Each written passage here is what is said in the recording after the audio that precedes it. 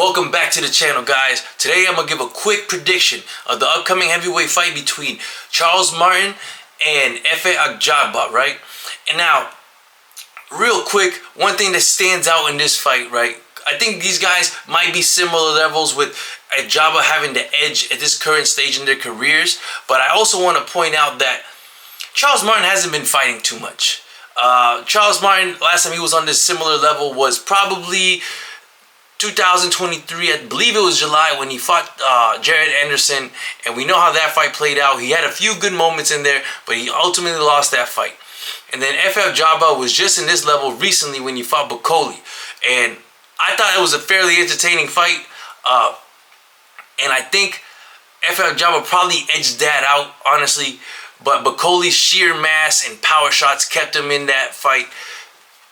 Now, I don't think Charles Martin could take that same approach. I don't think he could bully him as much as Bakoli did. He's going to try to out-jab him and land those straight left hands, because that's his money shot, is those straight left hands.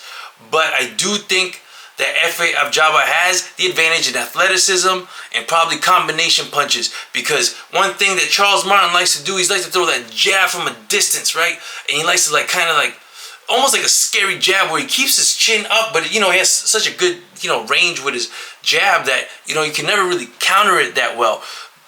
But I don't like that jab. I don't like it when fighters do that, when they throw that boom, like almost like they're trying to stay away but hit you at the same time. I think that could work for a little bit, but once Efe Ajagba figures that out, I do think he's the better boxer. I don't think he's going to respect Charles Martin's power as much as he respected Bakoli's, because you could tell that he did not want to get hit that often. But one thing that he did do ugly in that fight was he stayed on the ropes a lot, and I think it's because he was just getting bullied, and that was kind of his way of reserving that gas tank. I don't think he's going to do that in this fight, at least not too often. And will Charles Martin have the same aggression that Bakoli had? I don't think so. One thing I do want to pay attention to is the weigh-in. I want to see how heavy Charles Martin comes in. If he comes in 250, you know what I'm saying? All right, cool. You know what? He could be up to par for a while. I do think Efe Ajagba is going to get the decision in a competitive, clean fight. I think he's going to win those big moments. I am curious to see if he can take that left straight. That I think he's going to land a few times. Charles Martin will land it, but do I think he's going to be able to put him away? I don't think so. But sometimes the punch you don't see coming hurts more. In the fight with Bakoli, Ajagba was able to see all those punches coming. It's not like he got countered much. It was more like he's in the corner and he's tired and he can't hurt Bakoli. So Bakoli's just laying it on him while he has the opportunity before he freaking runs out of gas, right? So, I still favor Ajagba in this fight. But Charles Martin might have a chance if he stayed in the gym.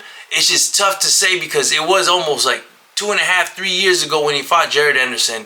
And then he had a tune-up fight in the late 2024. Didn't fight all of 2025. I know it's early 2026, but I think that inactivity is going to work against him. If this fight comes down to the scorecard, which I think it will, I think Ajagba is going to be able to do more at the end of the fight, because the gas tank of Charles Martin isn't going to be there, surely because of age, inactivity, and I guess, again, I want to see how much he's going to weigh. If he weighs over 260, then Charles Martin has virtually no chance. If he's at 250 and still kind of sharp with that left hand, then you know what? He might have a shot.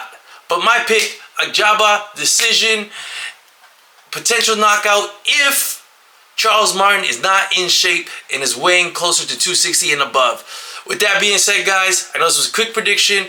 I got Ajagba, I got my boy winning by decision. Like and subscribe to the channel if you like talking boxing. If you like boxing predictions and breaking down fighters, this is the channel to go to. Give me a like, give me a subscribe, and I'll see you guys in the next one.